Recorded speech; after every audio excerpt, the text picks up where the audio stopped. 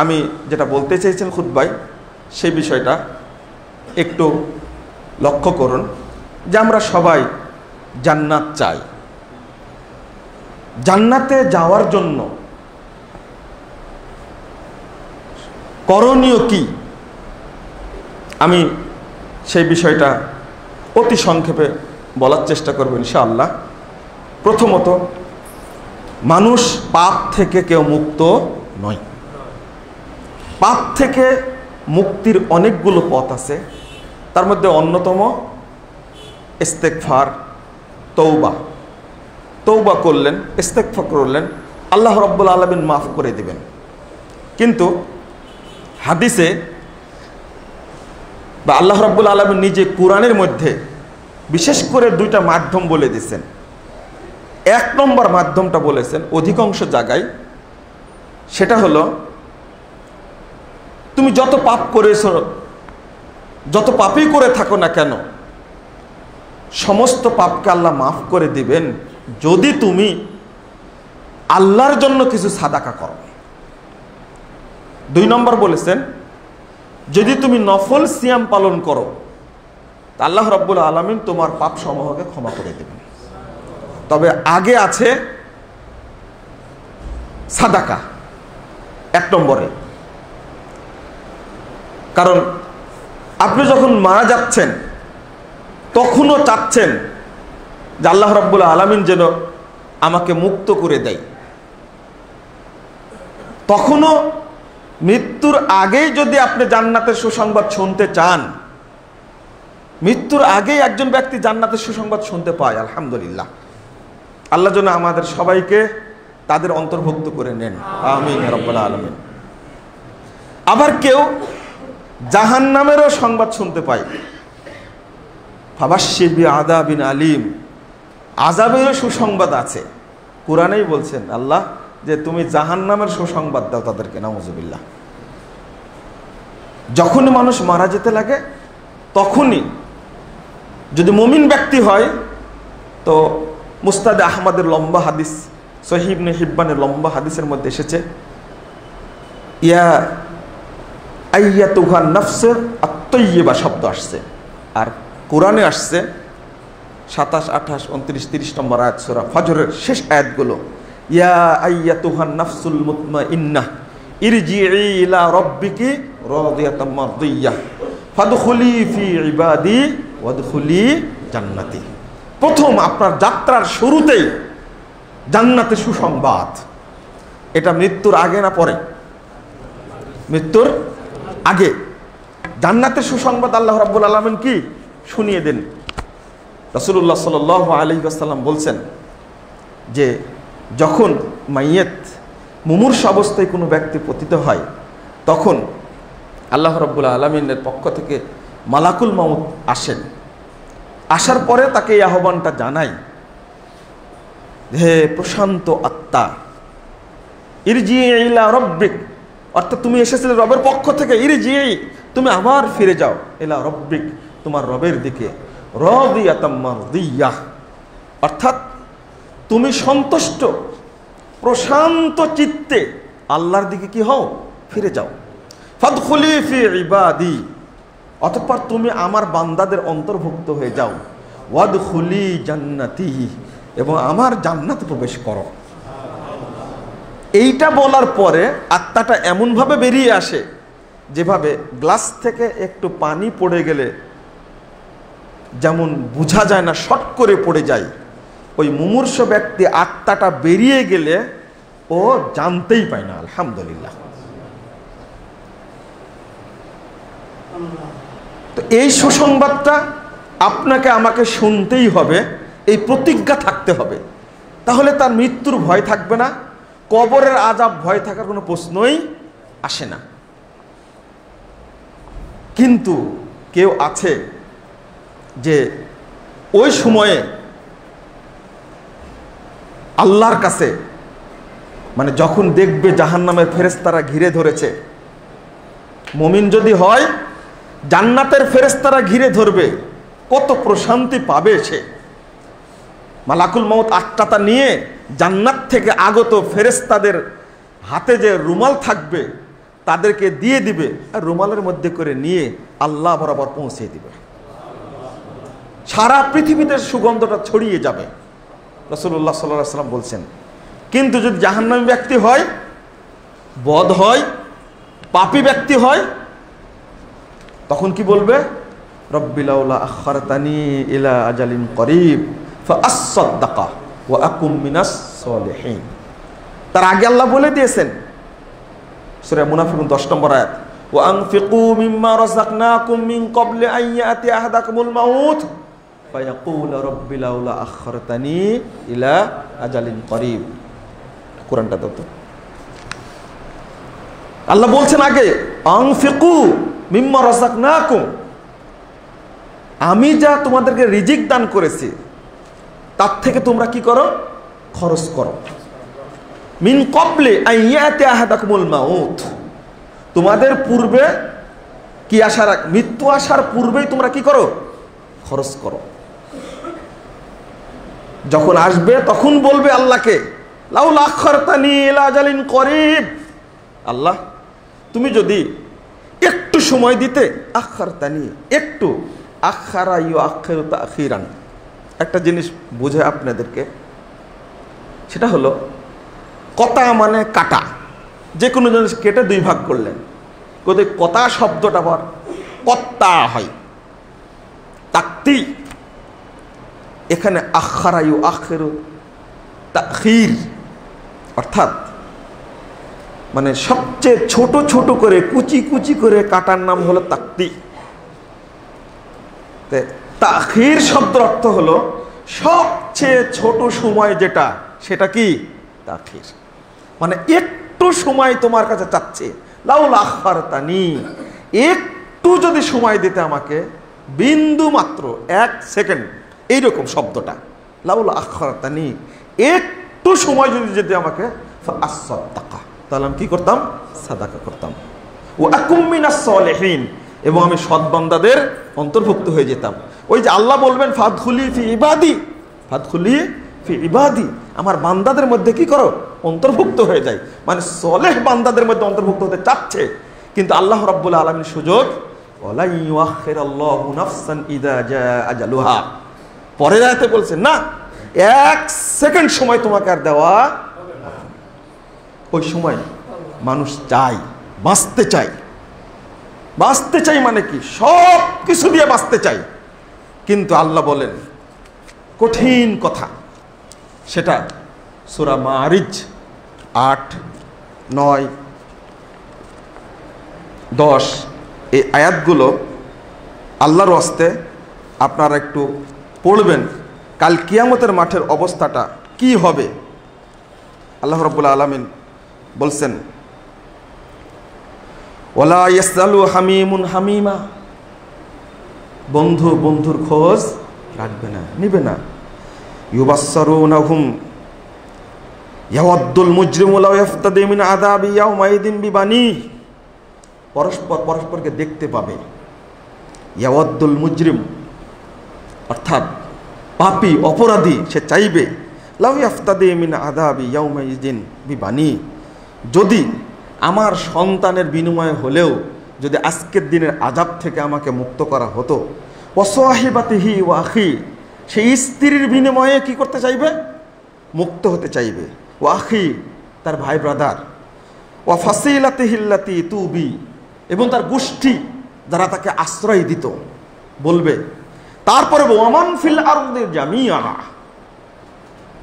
এবং পৃথিবীতে যত লোক আছে সমস্ত লোকের বিনিময়ে সে আল্লাহর কাছে মুক্ত হতে চাইবে। সুম্মায়ুন জি, অতঃপর চাচ্ছে সে আমি কি করব? মুক্ত হব, আমি মাপ নিব। আল্লাহ রাব্বুল আলামিন বলছেন এবার, কাল্লা ইন্নাহা লাদা নাযাতাল লিশাওয়া। আল্লাহ জাব্বার না, আপনাকে ছাড় দেওয়ার কোনো প্রশ্নই আসে না। আমাকে আপনাকে আল্লাহ ছাড় দিছে 80 বছর, 70 বছর, 60 বছর, 50 বছর। আল্লাহ বলছেন কাল্লা ইন্নাহা লাদা, এটা হলো লেলিহান শিখা, নাযাতাল লিশাওয়া তাদগু মান আদবারা ওয়া তাওয়াল্লা, মানে পাওয়া আল্লাহ এমনভাবে ব্যবহার করছেন, একবারে সবগুলো খুলে নিবে। যে লেলিহান শিখা, যে ব্যক্তি পালিয়ে যেতে চাইবে তাকে ধরবে, কেউ যদি জাহান্নাম থেকে পালাতে চায় জাহান্নাম তাকে তেড়ে ধরবে। আল্লাহ বলছেন ইন্না কাল্লা ইন্নাহা লাযা নাযাতাল লিশাওয়া। এমন ভাবে আল্লাহ বলছেন না, কোনো সুযোগ নাই। তুমি তোমার স্ত্রীর বিনিময়ে, মানে স্ত্রীকে জাহান্নামে দিতে চাইবে, নিজের সন্তানকে জাহান্নামে দিতে চাইবে, নিজের বন্ধু বান্ধবকে জাহান্নামে দিতে চাইবে, ভাই ব্রাদারকে জাহান্নামে দিতে চাইবে, পৃথিবীর সমস্ত মানুষকে জাহান্নামে দিতে চাইবে। এরপরে সে নিজে কি করবে? সুম্মা ইউনজি, আমি মুক্ত হই। এই যে কোন গ্রুপের চেয়ারম্যান সাহেব মারা গেলেন, আপনারা একটা পোস্ট দেখলেন যে এই টাইমে যদি আমার যে কষ্টটা হচ্ছে একটু যদি কেউ কমিয়ে দিতে পারে, তা আমি জীবনে যা অর্জন করেছি সবই দিয়ে দেব তাকে। কোরআনের আয়াতের বাস্তব চিত্র আমরা এখানেই দেখতে পাচ্ছি। কত কঠিন জিনিস, জটিল জিনিস। আমরা সবাই মুক্তি পেতে চাইব, কিন্তু মুক্তি পাওয়ার যে কর্ম কাজ, আমার যে কর্মসূচি, সে কর্মসূচি আমার হাতে নাই। আমি কর্মসূচি নেইনি, তখন দিতে চাইবেন। একটু চিন্তা করুন, পৃথিবীতে যা কিছু আছে সবই দিতে, আর একটা আয়াত আছে সূরা বাকারার মধ্যে, ও সবই দিতে চাইবে যা উপার্জন করেছে, কিন্তু মৃত্যু আসার আগ পর্যন্ত 1 টাকাও খরচ করতে চাইনি। আমি এতগুলো কথা বলার কারণ হলো যে রব্বুল আলামিন সাদাকাকে এমন একটা পাওয়ার দিয়েছেন যে সাদাকা মানুষ মৃত্যুর সময় দিতে চায়, মৃত্যুর পরেও দিতে চায়, কবরে যাওয়ার পরেও আশা করে যে কেউ যেন আমার পক্ষ থেকে সাদাকা দেয়। আল্লাহু আকবার। কত হাদিস এসেছে। হাদিস পড়তে গেলে বুখারী বলেন, মুসলিম বলেন, আবু দাউদ বলেন, সাহাবীরা এসে বলতেন, আল্লাহ রাসূল, আমার মা মারা গেছে, আমার বাপ মারা গেছে, আমি তার পক্ষ থেকে সাদাকা করতে চাই। এই আয়াত প্রমাণ করে ওই লোকটা কিন্তু সিয়াম পালন করতে চায় না, ও কিন্তু হজ করতে চায় না, ও কিন্তু সালাত পড়তে চায় না। বলে না যে আল্লাহ একটু সুযোগ দাও, 2 রাকাত সালাত পড়ি আমি, না, একবার সুযোগ দাও, হজটা করে আসি। সাদাকাটা করতে চাই কেন? মানে সাদাকা দেওয়া থাকলে মৃত্যুর যে যন্ত্রণা, আল্লাহ রাব্বুল আলামিনের যন্ত্রণা থেকে মুক্তি দান করেন। আল্লাহ রাসূল বলে গেছেন স্পষ্ট। ইমাম বুখারী অধ্যায় রচনা করছেন, বাবু সাদাকা ইনদাল মাউত, মৃত্যুর সময় সাদাকা। সাহাবী জিজ্ঞেস করছেন, 1419 নম্বর হাদিস, আইয়ুস সাদাকা আযম, সবচেয়ে নেকিপূর্ণ সাদকা কোনটি? তিনি বলছেন যে আনতা সাদাকা ও আনতা সাহিহুন শাহীহুন তাখশাল ফাকরা তামুলুল গলা ওয়ালা তুমহিল হাত্তা ইযা বালাগাতিল হুলকুম। বলছেন ওই সাদকা উত্তম যে সেটা তুমি কৃপণতা করো খরচ করতে, আর ভয় করো হয়তো দরিদ্র হয়ে যাব, সবল অবস্থায় তুমি সাদকা করবে, আর ভয় করবা হয়তো 2 দিন পরে আমি গরিব হয়ে যাব। এই অবস্থায় যে সাদাকা দিবে, এইটাই হলো আল্লাহর কাছে সবচেয়ে নেকিপূর্ণ সাদাকা। এরপরে বলছেন ওলা তুমিল হাত্তা ইযা বালাগাতিল হুলকুম, তবে এই করতে করতে দেরি করে ফেলো না, মৃত্যু যখন, আত্মা যখন কণ্ঠলানিতে আসবে ওই পর্যন্ত নিয়ে যাও না, কারণ তখন করতে চাইলে আল্লাহ সময় দিবেন না, তার আগেই করতে হবে। কিন্তু আমরা প্রস্তুত নই। একদিকে পাপ করেছি অনেক, এই পাপ থেকে বাঁচার পথ কি সেটাও তো রাসূলুল্লাহ সাল্লাল্লাহু আলাইহি ওয়াসাল্লাম বলে দিয়েছেন। 614 নম্বর হাদিস তিরমিজির মধ্যে এসেছে, রাসূলুল্লাহ সাল্লাল্লাহু আলাইহি ওয়াসাল্লাম বলছেন যে ইন্নাস সাদাকা লা তুতফিউ যুনুব কামা ইউতফিউল মা আন-নার, সাদাকা পাপকে অনুরূপ ধ্বংস করে দেয়।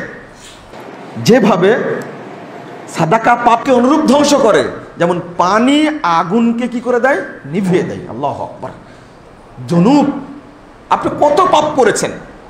3168 নম্বর হাদিস শুআবুল ঈমানের মধ্যে এসেছে, রাসূলুল্লাহ সাল্লাল্লাহু আলাইহি ওয়াসাল্লাম বলেছেন, সাদাকাতুস সির তুতফিউ গাযাবার রব। পাপ করতে করতে আল্লাহ এতটাই অসন্তুষ্ট, আল্লাহ যে অসন্তুষ্ট থাকবেন কিয়ামতের দিন, এটা কিন্তু বহু হাদিস দ্বারা প্রমাণিত। আল্লাহ তাদের দিকে তাকাবেন না। এই হাদিসগুলো তো আগে শুনেছেন আপনারা।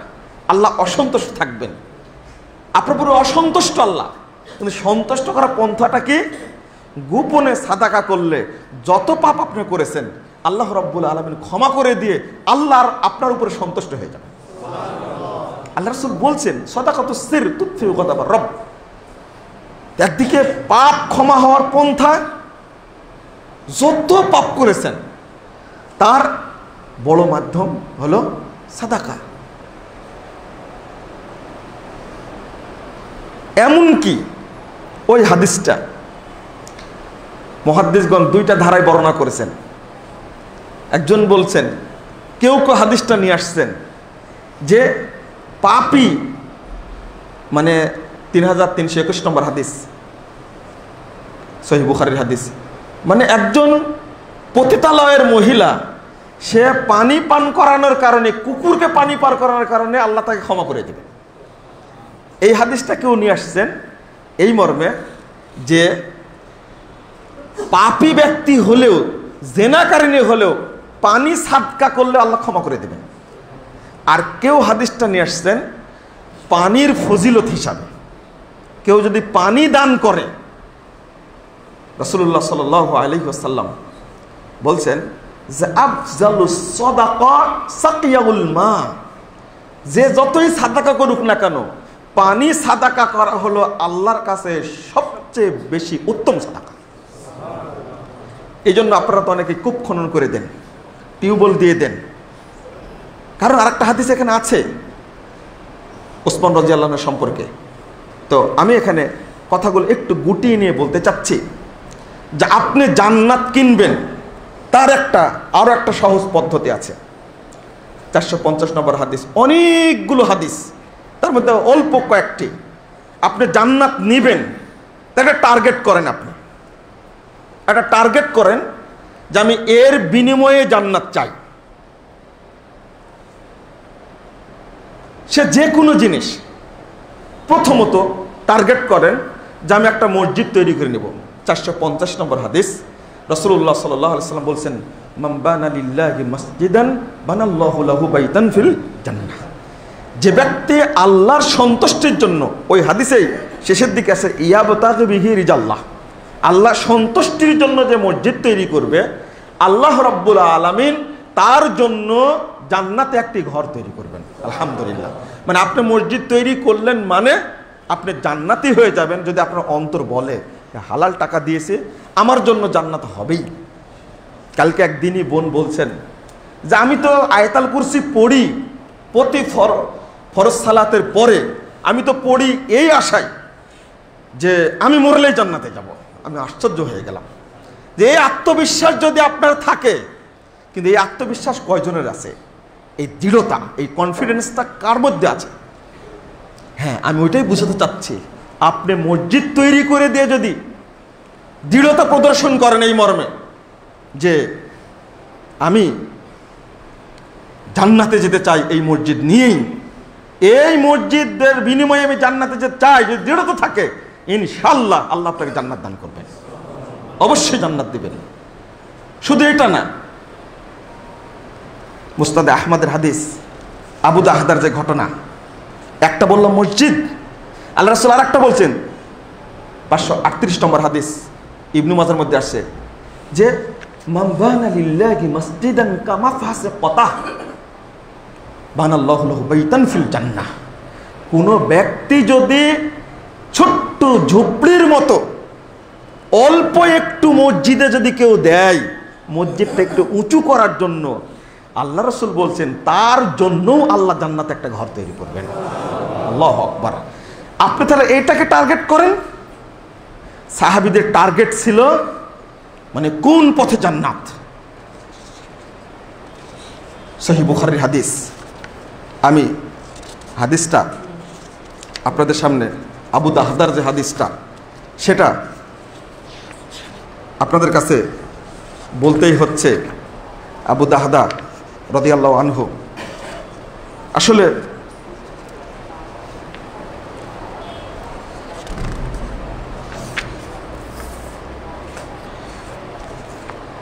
মুসনাদে আহমদের হাদিস 12,504 নম্বর হাদিস, আবু দাহদা ঘটনা এত বর্ণিত হয়েছে। সহিহ মুসলিম হাদিসটা আসছে 965 নম্বর হাদিস।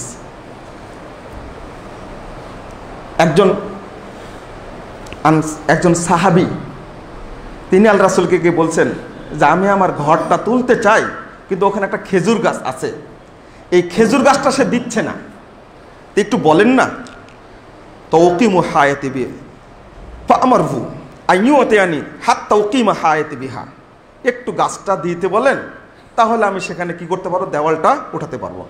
ফাকালা লাহু নবী সাল্লাল্লাহু আলাইহি ওয়াসাল্লাম আতিহা ইয়াহা বিনাখলাতিন ফিল জান্নাহ, তুমি এটা দিয়ে দাও, তোমার জন্য জান্নাতে আল্লাহ খেজুর গাছ দেবেন। ফাআবা, কিন্তু সে দিল না। ফাআতাহু আবু দাহদা ফাকালা বিনি নাখলাতাক বিহায়াতি, তুমি এই গাছটা আমাকে দিয়ে দাও, ওই যে আমার বাগানটা আছে পুরো বাগানটা আমি একটা গাছের বিনিময়ে তোমাকে দিয়ে দেব। এই কথা বলা মাত্রই সে রাজি হয়ে গেল। আচ্ছা ঠিক আছে, আমি তোমাকে গাছটা দিয়ে দিলাম, একটা খেজুর গাছ। ওই যে মুহাম্মদুর রাসূলুল্লাহ সাল্লাল্লাহু আলাইহি ওয়াসাল্লাম বলেছেন যে এই গাছটা যে দিবে তার জন্য কি জান্নাত হবে, এই কথা বলা মাত্রই আল্লাহ রাসূলের কাছে গিয়ে বলছে, ইয়া রাসূলুল্লাহ ইন্নী কদ ইবতাআতু নাখলাতা বিহায়াতি, আমি আমার বাগানের বিনিময়ে আমি খেজুর গাছটা কি করে নিয়েছি, কিনে নিয়েছি। সাহাবীরা বলছেন, আল্লাহ রাসূল তখনই বলা শুরু করলেন, 965 নম্বর হাদিস সহিহ মুসলিম এসেছে, আবু দাহদা আগে মারা গেছেন। তার আগের অংশটুকু হলো ফাতা ইমরাতাহু ফাকালা ইয়া উম্মা দাহদা উখরিজি মিনাল হায়াত ফা ইন্নী কদ বিতুহু বিনাখলাতিন ফিল জান্নাহ। বাড়িতে গিয়ে স্ত্রীকে বলছেন, হে উম্মে দাহদা উখরিজি মিনাল হায়াত, তুমি তোমার বাগান থেকে বেরিয়ে যাও। ফা ইন্নী কদ বিতুহু বিনাখলাতিন ফিল জান্নাহ, আমি একটা জান্নাতি খেজুরের গাছের বিনিময়ে আমি আর বাগানকে দিয়ে দিয়েছি। ফাকালাত রাবিগাল বাইউ আও কালিমাতা তুশবিহু, অনেক সময় স্ত্রী দিতে চায় না, স্বামী দিতে চায়, স্বামী দিতে চায়, স্ত্রী দিতে চায় না, কিন্তু কেমন স্ত্রী, এই কথা বলা মাত্রই বলছে, কি চমৎকার লাভের তুমি ব্যবসা করেছো, আমরা একটা বাগান দিব, আল্লাহ আমার জন্য জান্নাতে খেজুর গাছ দিবে। আবু দাহদা আগেই মারা গেলেন। রাসূলুল্লাহ সাল্লাল্লাহু আলাইহি ওয়াসাল্লাম তারা জানাজা পড়লেন, পড়ার পরে ঘোড়ার উপরে উঠে তিনি বলতে থাকলেন, কাম ইসকিন মুআল্লাকিন মুদাল্লাহ, আহ ও সাহাবীরা, আবু দাহদার জন্য জান্নাতে এত খেজুরের গাছ, প্রত্যেকটা খেজুরের গাছে কানি কানি খেজুর ঝুলছে আমি দেখতে পাচ্ছি। উঠছেন কহলা মিরারান, আল্লাহ রাসূল বলতেই থাকলেন, ও সাহাবীরা, আমি আবু দাহদার জন্য দেখছি জান্নাতে এত খেজুরের গাছ, প্রত্যেকটি গাছে এত খেজুর ধরে আছে। আল্লাহু আকবার, দেখেন টার্গেট করেছেন কি, ওই একটাই। ওসমান রাদিয়াল্লাহু আনহুকে রাসূলুল্লাহ সাল্লাল্লাহু আলাইহি ওয়াসাল্লাম একই কথা বলেছিলেন, মান হাফারা বীরের রুমা, কে কোন ব্যক্তি, এটাও সহিহ বুখারীর হাদিস, কে রুমা কূপটা কিনে দিবে। তো রাসূলুল্লাহ সাল্লাল্লাহু আলাইহি ওয়াসাল্লাম আসলে মানে একটা হাদিস না, তো অনেকগুলো হাদিস, যে তখন ওসমান রাদিয়াল্লাহু আনহু বললেন, আল্লাহ রাসূল আমি এটা কিনে দিব, ফালাহুল জান্নাহ। যখনই সংবাদ দিলেন যে ব্যক্তি এই কূপটা কিনে দিবে তার জন্য জান্নাত, তখনই ওসমান রাদিয়াল্লাহু আনহু বলছেন, আল্লাহ রাসূল আমি এই কূপটা কিনে দেব। আবার আর একদিন বললেন যে তাবুকের যুদ্ধে কে সহযোগিতা করবে।